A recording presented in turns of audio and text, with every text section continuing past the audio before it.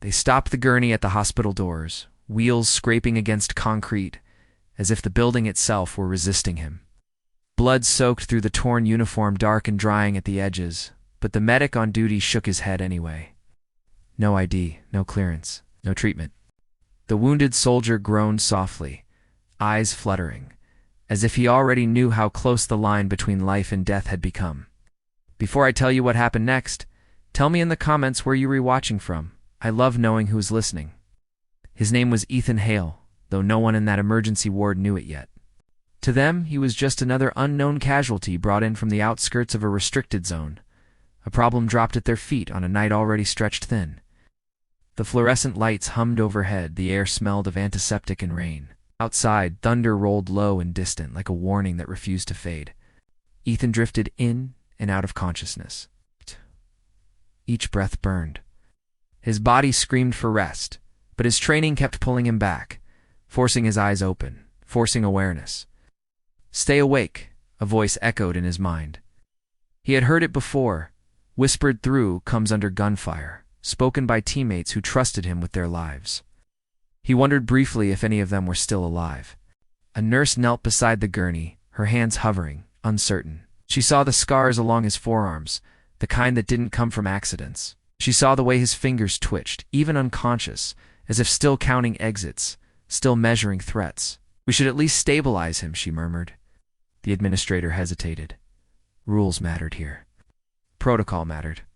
And breaking them could end careers. "Can't," he said, quieter now. Not without confirmation. The moral weight settled heavy in the room. Save the man and risk everything. Or follow the rules and live with whatever followed. Time stretched. Ethan's breathing grew shallow. A thin line of blood traced down the side of the gurney, dripping onto the floor in slow, patient drops. Each one sounded louder than it should have. Then his hand moved, weak, shaking, but deliberate. He reached toward his chest, fingers fumbling beneath torn fabric, until they closed around something hard.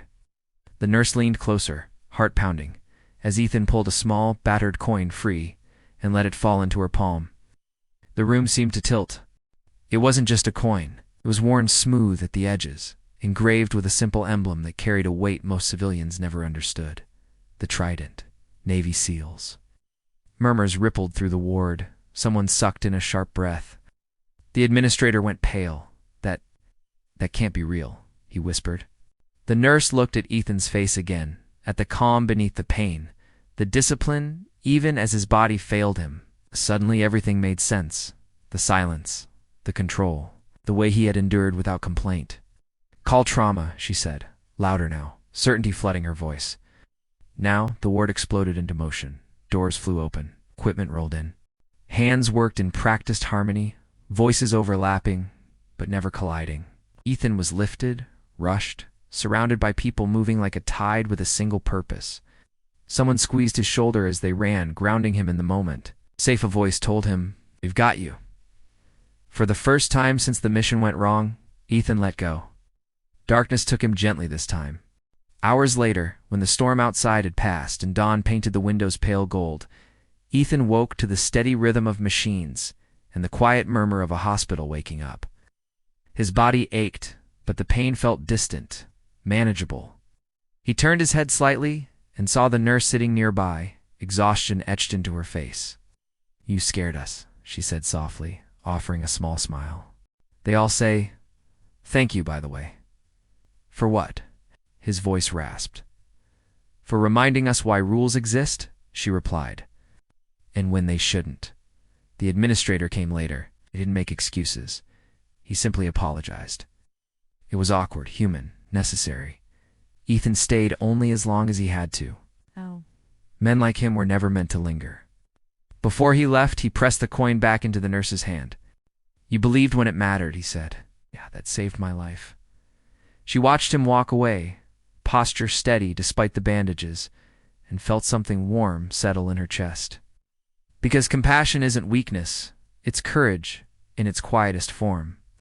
And sometimes, the ones we hesitate to help are the very people who've spent their lives protecting others.